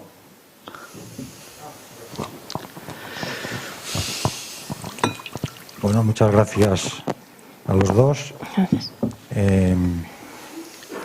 Bueno, es un gusto, Almudena, escucharte, ver cómo te ríes, cómo sonríes después de haber pasado aquel infierno terrible, ¿no? Dante en la Divina Comedia ponía un cartel a la entrada del infierno, decía, perdida toda esperanza. La desesperanza es uno de los mayores predictores de suicidio, precisamente, ¿no? Parece que has recuperado la esperanza y la risa y las ganas de disfrutar de este castrado paraíso que es la tierra, ¿no? Yo he cambiado el título a mi libro porque me da la gana para mí mismo, ¿eh? No, yo lo llamo Fármaco y buceo. Está fenomenal, me encanta bucear, o sea. Entonces, bueno, es un libro contradictorio para mí porque le falta en el título la palabra buceo. Para la siguiente edición, si no. Lo planteamos. Es un libro que me ha interesado mucho. Los escritores son nadadores y me parece que, como tú dices, ¿no? Que la prosa fluye. A veces fluye una prosa, bueno, narrativa, otras veces una prosa poética. Si se cogen como la veintena de definiciones metafóricas y comparativas de la depresión, se ponen una detrás de otra, sería un espléndido poema, ¿no? Si se hiciera el experimento. Es un libro peligroso, a la vez puede ayudar. Voy a intentar contar esta contradicción con toda la amabilidad que pueda, y porque me parece arriesgado decir que es un libro peligroso, a la vez es un libro que puede ayudar mucho. Es un libro, es lo interesante, la contradicción que alberga. Es un libro genuino, auténtico, valiente, es un libro honesto, ético, porque tú dices en las primeras páginas que no vas a entrar en episodios trascendentales de la infancia, después haces un picoteo de superficie, pero no vas a entrar, nos lo avisas. Y al final te contradices. Sí, supongo. Eso es lo interesante del libro, esa es la autenticidad, que nos muestras tus contradicciones, ¿no? En el inconsciente no hay contradicciones. Lo blanco puede ser negro a la vez y uno puede amar y odiar al mismo sujeto, sobre todo al padre y a la madre, o a la pareja, ¿no? Y a los hijos. Bueno, a los seres más queridos, precisamente. Sí. ¿No? Y al final del libro, que bueno, te vas declarando alérgica a la infancia, pero incurres en la infancia. La alérgica a la infancia que nos habla de la infancia un poquito. Un poquito. Y al final del libro dices que la depresión es un virus que se incuba en un tarro de mermelada. Y terminas el libro diciendo que el tarro de mermelada es la infancia y que el tarro de mermelada de la infancia explosiona. Precisamente, ¿de dónde viene la depresión? De la infancia. No solo del cerebro. Esta es la parte peligrosa del libro. Si hay un lector que piensa que todo está en el cerebro, en lugar de solo una parte, se llevará una idea equivocada, igual que con los libros de autoayuda, que dice que con 5 trucos te vas a curar de la depresión. Entonces es cerebro sí, pero no solo. Hay un sueño magnífico que dices que el hígado está lleno de palabras. ¿De qué está lleno el cerebro? No solo de neuronas, no solo de noradrenalina y serotonina que bajan en la depresión y que por tanto es muy importante el fármaco para inhibir la recaptación de serotonina y noradrenalina, es fundamental. Pero ¿qué es la inhibición de la recaptación de noradrenalina? Es poesía. Y tú lo dices, eso es poesía. ¿Y qué significa poesía? Palabras. ¿Y cómo hacemos poesía? Con las palabras. ¿Y cómo se cura un sujeto? Con las palabras y el fármaco. A veces el fármaco, pero con las palabras. Es decir, me parece que no has ido a psicoterapia. Es peligroso si un sujeto piensa que no tiene que ir a psicoterapia. Esto es tu experiencia personal. A ti te ha valido así, y eso es estupendo. Pero muchos sujetos necesitan ir a psicoterapia, porque con el fármaco uno no aprende nada de la infancia. Uno no aprende nada de cómo se ha deprimido a lo largo de la vida. Uno no aprende nada de cómo poder cuestionar la educación de los padres. El fármaco no enseña nada de eso. Como si un profesor coge baja por depresión porque no sabe mantener la autoridad en clase y sale de la depresión, pero no ha aprendido nada de qué le pasa con la autoridad en la vida, que empieza con la primera autoridad. Entonces esa es la parte peligrosa del libro, pero me parece honesta que tú digas que no has hecho psicoterapia y que a ti te ha ayudado así. Bueno, para no alargarme mucho voy a terminar con una historia. Bueno, después comenta todo lo que quieras, si quieres comentar algo de lo que te estoy diciendo. ¿No?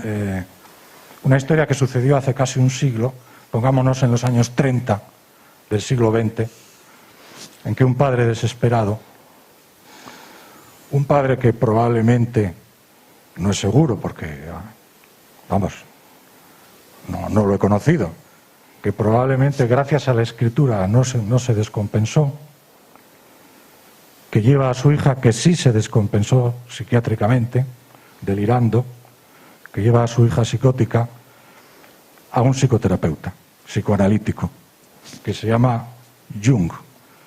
Imaginemos a Jung en los años 30 y James Joyce lleva a su hija Lucía. Y Joyce, que sabe que Jung ha leído el Ulises, aunque a Jung no le gustó literariamente nada, le pareció psicopatológicamente muy interesante, y Joyce intenta que su hija escriba, para que la escritura le sirva a su hija. No le sirvió. De hecho, cambió su hija, en vez de escribir simbólicamente, escribía lo real de la escritura, las letras. Entonces se convirtió en una creadora de letras, la A con adornos, la Z con adornos. Entonces Jung le dijo a James Joyce, delante de su hija Lucía, le dijo: donde usted bucea, su hija se cae al fondo del río. Fármaco y buceo. Es un libro de snorkel, es un libro de buceo de superficie. Tú vas con el tubo y de repente vas un poco a la infancia, pero eres alérgica, y subes. ¿No? Sí, estoy de acuerdo. Si un sujeto va a una terapia, se encontrará con el fondo. El fondo de la piscina. Ahora no se oye, ¿eh? Perdón. Si un sujeto va a terapia, se encontrará con el fondo de la piscina. Es decir, ¿cómo he llegado yo a la depresión? Sabiendo el fondo. que hay en el fondo de la piscina, hay tesoros, pero que hay también una rejilla que te puede dejar sin brazo. Sí, es de la piscina. No, yo quiero, mira, yo entiendo lo que dices, ¿no? Esto es como una reacción que es normal, o sea, que cuando leemos un libro.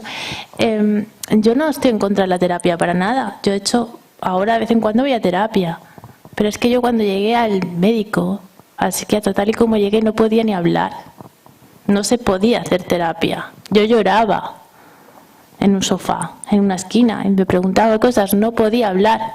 Me iba a forzar a hablar. Entonces, en esos momentos tienes que medicar, ¿no?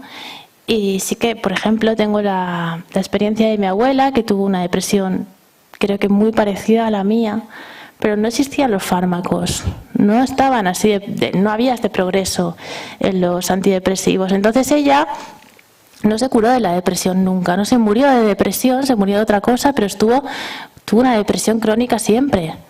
A lo mejor, si hubiera tenido esos fármacos, iba a terapia. Se hubiera curado, ¿no? Es un poco un elogio a la ciencia, pero no desdeño para nada en ningún momento la terapia. De hecho, este libro es un psicoanálisis completo, ¿no? Y para mí está lleno de autoanálisis, está lleno de del inconsciente, están los sueños, o sea, es un homenaje también. Entonces, para nada que se titule fármaco, pues porque yo le doy más importancia, digamos, yo le digo, mira, pues a mí esto me ha salvado y a mi abuela no, quizá, ¿no? Y lo recalco. Y también el fármaco, también en el título, por cierto, también tiene que ver con el fármaco como literatura. Es decir, me hacía mucha gracia ponerle a un libro fármaco y que se comprase como una especie de medicina, ¿no? O sea, tú vas y compras un libro como si fuera una medicina, una salvación. Y me hacía gracia que fuese como una caja de medicamentos, ¿no? Un libro.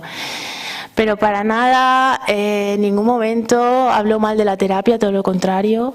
Creo que tiene que haber todo. Simplemente sí que cuento, pues si mi experiencia fue así, cuento una experiencia tal cual. Habrá 1000 tipos de depresiones. Por ejemplo, en yoga, en Carrer, en yoga, tuve una depresión brutal que además se mezcló, no era solo depresión, también era, no sé, tenía otros trastornos. Y fueron 3 meses y con electroshock. O sea, no tiene nada que ver lo que vivió Carrer con lo que viví yo, ¿no? Los dos estamos, parece que bien. No sé, cada cual con su método, pero claro que ninguna experiencia es única ni nada así. Simplemente cuentas un poco tu historia. Ni ninguna historia se parece a otra. Ni hay una verdad en una forma de vivirla que sea verdadera. Simplemente cuentas un poco cómo ha sido, de la forma más pues de la forma más cercana posible. Pero no, yo no ideológicamente no estoy defendiendo una cosa o la otra, todo lo contrario. Yo defiendo la literatura, defiendo la infancia, la niñez como una época en la que no se vuelve, en la que creo que hay que ser medio salvaje. Y defiendo los fármacos y defiendo a los psiquiatras y la literatura y la vida, al fin y al cabo, al final defiendo la vida, ¿no? Pero sí no creo que sea un libro que vaya contra o que desdeñe para nada o deje o menosprecie la terapia, pero no sé, también me hace pensar, o sea, está bien también que sea tu opinión y todas las opiniones son válidas y está bien, pero bueno, por si quedaba alguna duda. Esto sí. ¿Alguna pregunta más? Sí, una pregunta, me dice muy rápido. Bueno, soy Javier, enhorabuena por tu charla, tu libro, porque la verdad no hay muchos libros que hablen sobre este tema.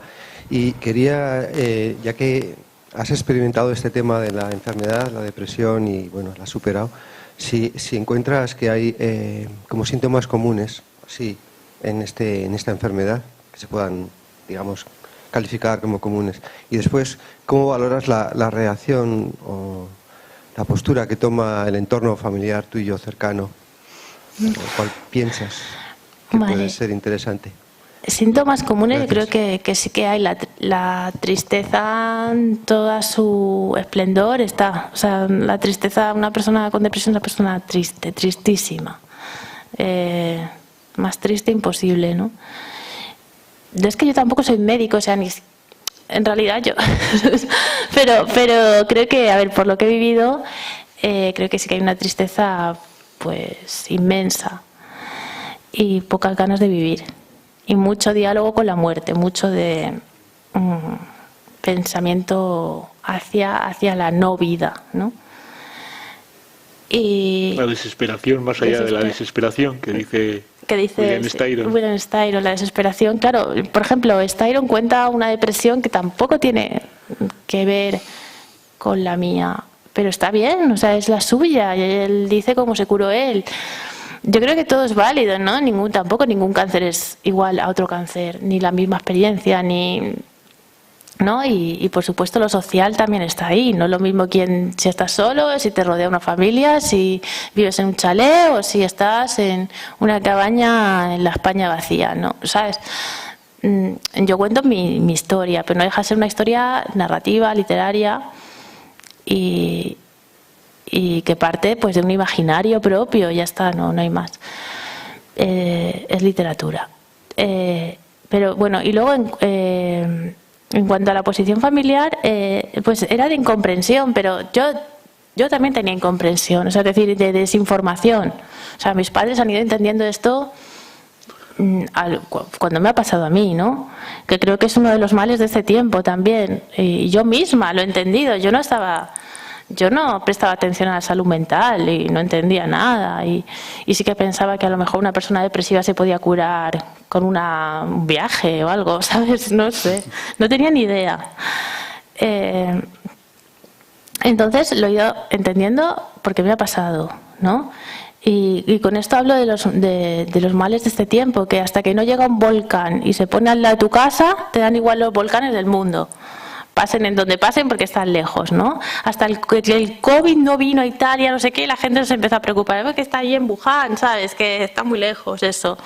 Hasta que no llega no te empiezas a preocupar, dices, bueno, esto te medio...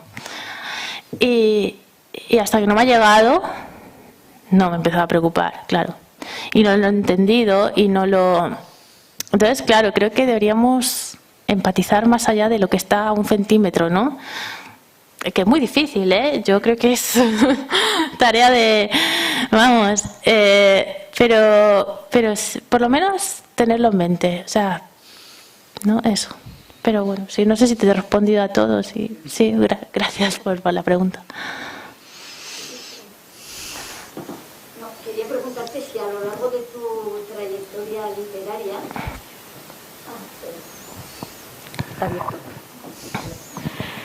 Bueno, mil gracias a los dos y tú por haber sido tan, bueno, generosa y haberte callado lo que has querido callar, pero lo que has dicho y todo ese juego de palabras que tengo que confesar que a veces me perdía, pero también me gustaba perderme y ir a otro lugar. Bueno, te quería preguntar, a mí me parece lo que en el libro cuentas de tu intervención, de tu cáncer, las consecuencias que tiene en el cuerpo. Para una mujer, además, claro, el proyecto, ¿no? Que como mujer que pueda suponer para tu proyecto, bueno, etcétera. Si lo has utilizado alguna vez en alguna de tus cuentos o en la literatura, o mejor, ¿has pensado alguna vez escribir o no sé sobre esa parte de tu vida? Pues es que yo no quiero escribir sobre más enfermedades. De hecho, soy muy joven. No, pero de hecho escribo críticas literarias, ¿no? En una revista, y veo que todos los libros que me dan me dicen, Almudena, ¿podrías reseñar este libro? Y me dan libros sobre enfermedades, que se te da bien el tema. Y digo, ya, pero ya no quiero más. Ahora quiero estar un rato sin pensar en eso, ¿no?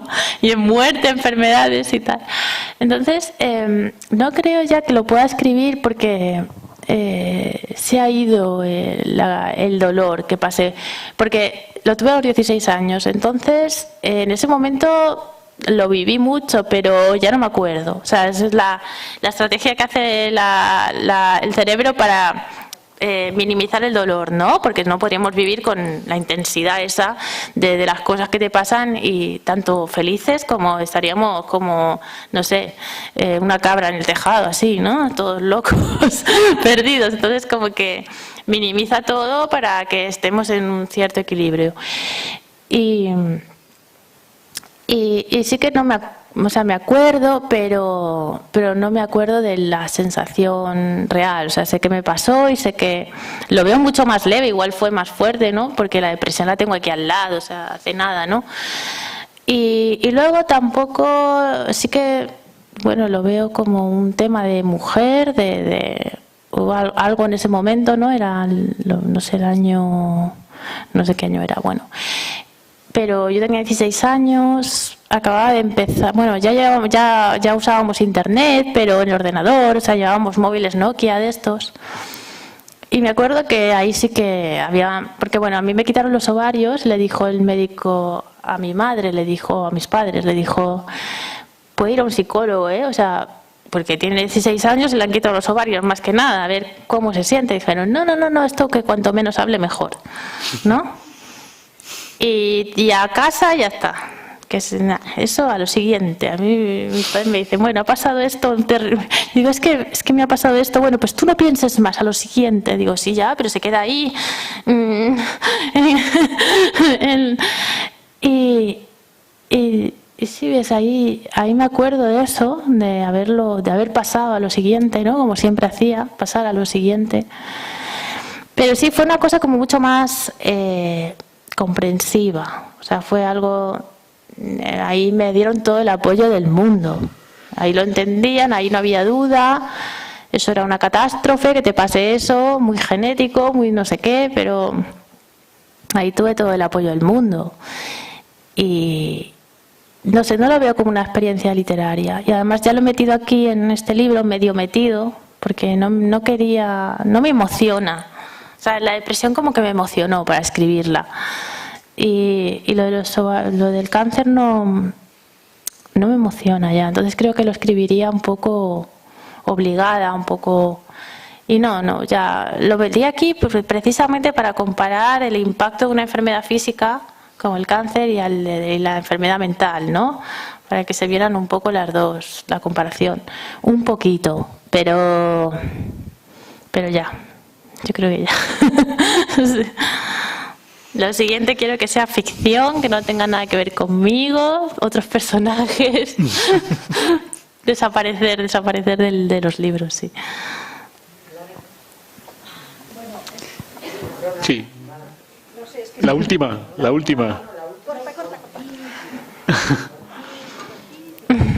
La última cortísima, porque yo no me quiero ir sin decirte lo que hemos disfrutado escuchándote. Gracias. Casi tanto como disfrutamos leyéndote. Gracias. Que lo sepas. Y otra cosa, tu libro es un acierto. Gracias. Un acierto. Y en ese libro hay ese acierto y otro acierto. Para mí, el título. Me parece un acierto. Gracias. Y luego, otra cosa que me parece un acierto, que cuando cogí el libro en la mano y vi la portada, esa chica con esa melena, con todos los pelos revueltos, dije, nadie puede expresar mejor en un dibujo lo que tú cuentas. Muchas gracias, muy amable. Pues es que la ilustración la elegí. Pues, me dijeron, ¿qué ponemos en la portada? Yo había visto ese ilustrador y bueno, también me gustaba lo del cuervo, como la especie de pájaro negro en la cabeza, ¿no? Te lo iba a preguntar, si era una elección tuya, y si no, quien lo eligió, si eres tú, todavía mejor. Cierto, total. No, además siempre está como el cuervo asociado mucho a los escritores, ¿no? A las escritoras no, parece que no tenemos cuervo o pájaro negro. Está Poe con su pájaro, está Carver también con su cuervo, y digo, bueno, pues la escritora también va a tener su pájaro, ¿sabes? Negro. Y bueno, me pareció como que todo iba bien. Nada, ya sé que van a cerrar, ya nos vamos.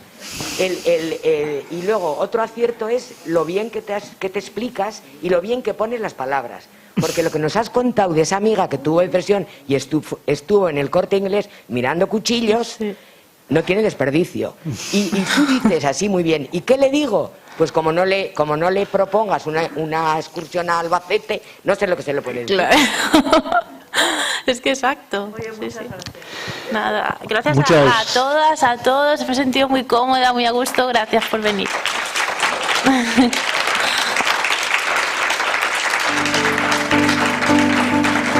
Sí, simplemente le recuerdo que el 7 de febrero estará Raquel Taranilla, dentro justo de 3 semanas, y les invito a que vengan a escuchar a Raquel Taranilla. Muchas gracias, Ricardo. Gracias a ti. Oye, gracias a ti. ¿Está bien? Sí. Sí, sí. Nada, de verdad un placer. Y gracias también por tus cosas que me vienen bien a mí siempre. Espera, me voy a poner esto, ¿vale? Ahora ya. ¿Te importa dedicarlo? Por supuesto que no te lo digo.